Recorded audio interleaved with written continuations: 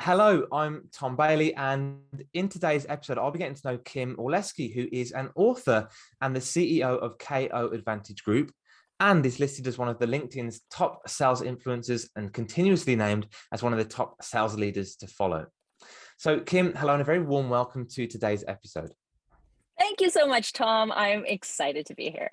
I'm really excited, and I appreciate you being here as well. So, just out of interest, whereabouts are you in the world right now? I'm in Calgary, Canada, and we were just talking that there's no snow here at this time of year, so it's really odd. And I think there's been like a 20-degree flip in terms of you used to be at minus 10, now you're more like 10 degrees. So yeah. I'm not complaining. I love the warmth. No, exactly. Not sure what's happening there, but it's keeping you nice and warm, so that's good news. And I just wanted to just share a little bit more about you before we did get started. So Kim is Startup Canada's Woman Entrepreneur and Success Magazine's most inspirational blogger, and has been selected to speak at HubSpot's Inbound every year since 2017. And her third book, Sell More Faster, is now available as well. It is, yes. Yeah, and we'll definitely get to talk about that in a little bit more detail. And the title for today's episode is How to Sell Your Services Entirely Virtually. And Kim is going to show us how to do that in just 7 minutes. So no pressure at all. Question number one today is, who are your ideal clients? Yes. So I love working with clients, specifically in more traditional type of industries where face-to-face was part of their normal selling capacity.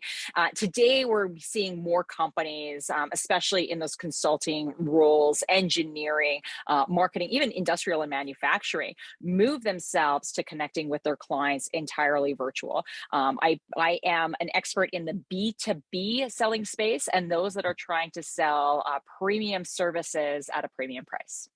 Right. And I guess this global scale, this shift to virtual was happening anyway, but I think the pandemic just sped that up. So it's really created a lot of opportunities for you to work in this space. It really has. And we've been working on it since 2017. We've been showing companies how to connect with their prospects online, how to navigate their meetings online, deliver proposals, and ultimately close and service their clients online in that capacity. It was one of those things that I think a lot of companies dreamed of, especially back in like the early 2000s, the thought of this digital nomad taking over. Yeah. But how could you actually do that in a reasonable space? And especially if you're servicing business clients.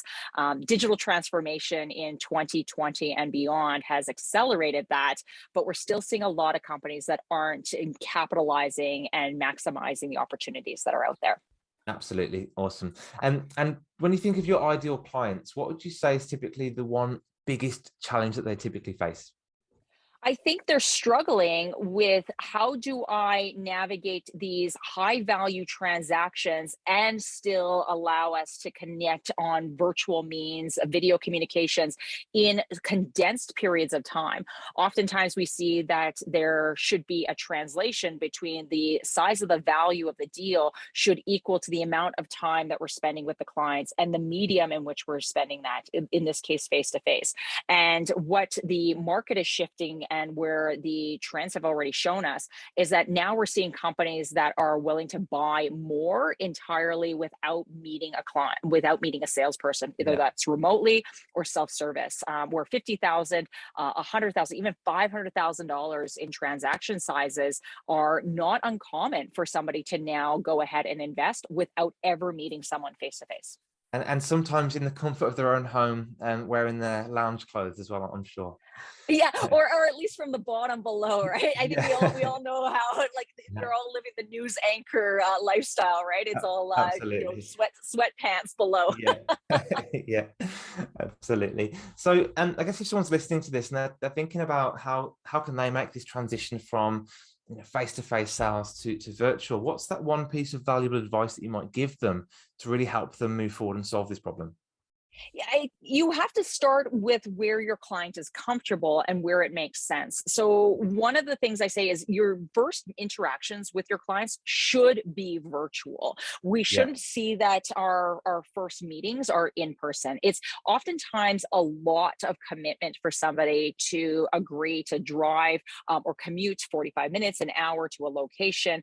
We end up spending as much time at that location as we did on the commute. It doesn't make sense for us to spend 20 minutes in a boardroom if we spent 45 minutes to getting to that boardroom.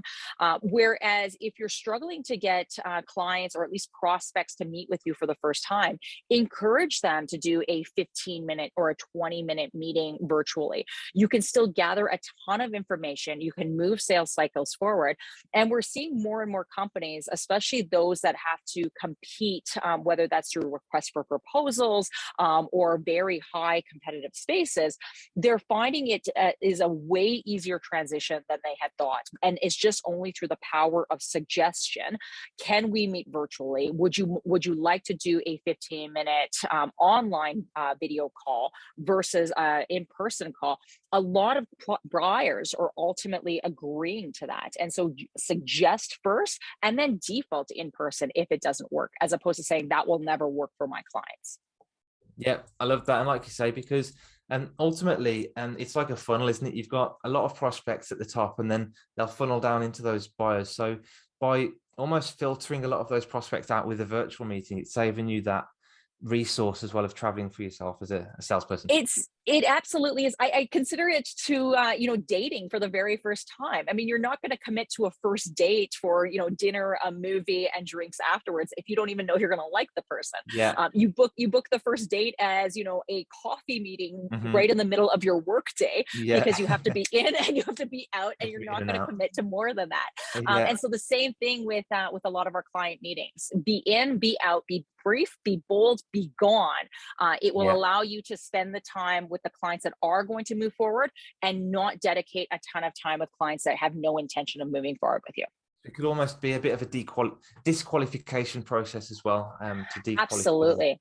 Yeah, it's been a massive mind shift for a lot of people that are trying to sell their services, because the moment we get to say, is this person right for me? It allows us to put the control and the power back in ourselves and allow it to move ourselves to, I can now picture myself as that premium service provider. I can charge more because I don't take on everybody. Yeah, I love it. And for anyone listening that's thinking about making this shift and they might need a little bit of help, what's that one resource that you can share with people to help them move forward? Yeah. So, I mean, getting really clear on your sales process. One of the things that we're seeing with companies that are moving to an entirely virtual sales cycle is that they had to get the process really clear. My book, Sell More Faster, is a great opportunity to be able to use that. It's a process that you're going to use whether you're in person, whether you're virtual, and it'll help you navigate what are the right questions we need to ask at every stage in that sales cycle so that we're getting the information to move them faster and clearer with the client. Love it. So I've got the link for that here as well. So if you go to bit.ly/sell more faster book, and I'll put that link into the show notes as well, but that'll be a great way for you to get hold of that book and get started on this journey. And for more general information, just go to koadvantage.com, and I'll also put that into the show notes as well. So question for you, Kim, obviously, you've been on a journey. What would you say is one of your greatest mistakes or failures or learnings that you've made either in life or in business? And what did you learn from it? The biggest thing was that especially when I was starting my business, I didn't appreciate my worth. I thought because I was starting out, I had to discount my value. I had to discount my prices, thinking that if I go in cheap at first, I can gather enough referrals and testimonials to eventually promote myself. The moment I shifted that and said, I'm actually worth a premium, I actually quadrupled the service fee that I was charging. It was way easier for me to sell clients, and it took a lot more stress off of myself. So know your worth and get there as quickly as you possible, and be okay with charging a premium. Yeah, I love that. And you end up working with more committed clients as well, and more aligned clients, that not those ones that are seeking a discount, because it's a great place to be. Oh, absolutely. I would hands down take a $40,000 client over a $5,000 client anyway. But the other thing I find is it takes about the same amount of time. It takes about the same amount of time to work with that $40,000 client as it does the $5,000. So why not go for the higher value? Absolutely. And also to find them, so, and not necessarily talking about this high 40,000. So for those coaches just starting out, rather than trying to find 10 people charging them 400 each, and to get 4,000, you can just find that one for 4,000. It's the same amount of effort to find one either way. So to that point, absolutely try and look at how you can increase your value, increase your prices as well. Absolutely. And the last question from me today is, what is the one question that I should have asked you that will also bring some great value to our audience today? Yeah, if you could do anything in your lifetime, what would you do? And the answer would be go travel.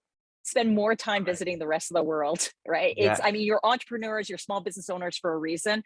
Build the life that you wanted to have first, and then the business will surround it, as opposed to hoping that one day you will have the business, the freedom to have that life. Build that life first, build the business around that life.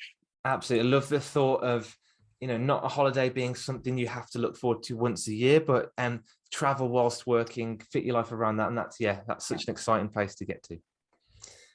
Fantastic. Great note to end on. Really appreciate that, Kim. And thanks again for your time today and for sharing such great value with our audience.